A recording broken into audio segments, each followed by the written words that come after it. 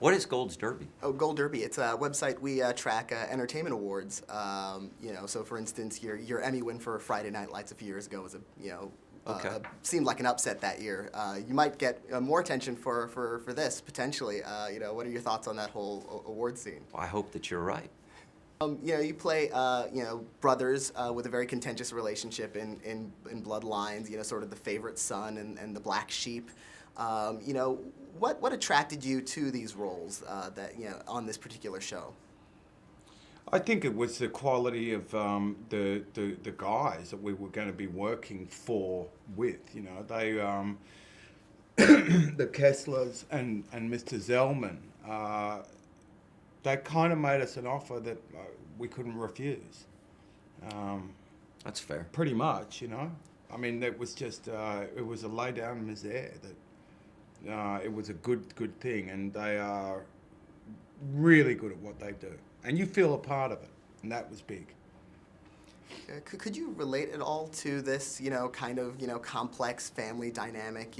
Everyone has sort of, complex families. Not all of them have, obviously, these mysteries and violent crimes and all that in their families, obviously. But, could you relate to any of this dynamic between your characters and, with the other siblings and the parents? Oh, yeah, most certainly. And I think if you were able to go back far enough, you'd find all these things happen within some reach of your ancestors. But anyway, that's so silly. Yeah, most definitely. I come from a big family, and all these dynamics play out for sure. And there's a lot to be able to reach for in my own life to bring to the table in this. And part of the fun of it, us sitting around in between scenes or what have you, talking about our own families and sharing things that obviously, as we're doing our scenes, come together.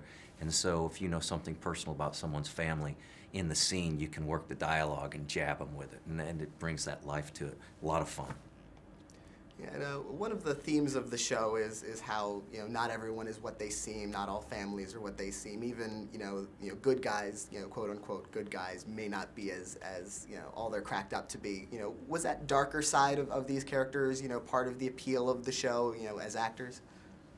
Oh, I think darkness in a character often means, in a strictly acting sense, that you're going to have a fuller range of emotions that you'll be displaying as a character. That tends to be one of the things about playing them. They have written a bunch of really well developed, nuanced characters, and that's a pleasure. I mean, the thing you go when you're an actor, you look for the writing, and you look for who else is there. That's really what you're doing. And they brought that home big time. Speaking of the people you're acting opposite with, what's it like having Sissy Spacek and Sam Shepard as your parents? Different, very different.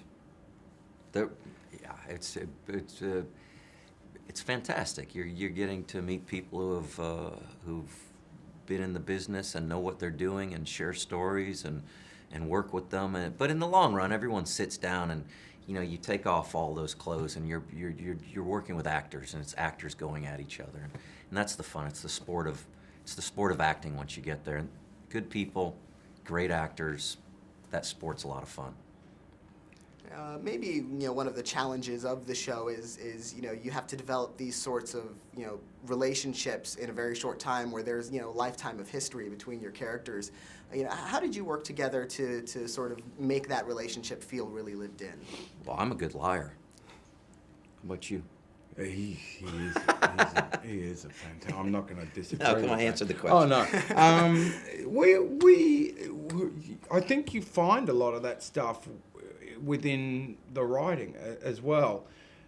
The way I think you develop that kind of closeness is by listening to the other person and trying to sort of feel what's happening for the other person. I think all of the core actors on this had that ability to, you would never get, you were never getting an ultimatum line back at you at any time. So I think we were able to feel each other as we were doing it, and that makes it that makes it easy. It's effortless in that regard when you feel like you're both sort of swimming in the same direction, you know? Yeah, I think also there's a you tell me if you think this is right. There's a bit of there's a competitive spirit, I think, on the set. And I like that. Like, it is a sport. I mean, we're allowed to, we're not doing Shakespeare. We're allowed to play with the words and play with the meanings, and we're asked to do different things with these scenes. So there's a competitiveness, and it's like duking it out with other actors using your acting skills and your powers and going here. It's a lot of fun. I mean, it's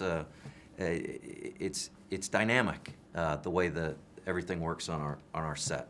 It's very enjoyable. So you get to know people easy, and like I was saying, it's a bunch of great people. It's easy to fall into it and have fun. We're playing. It's a play.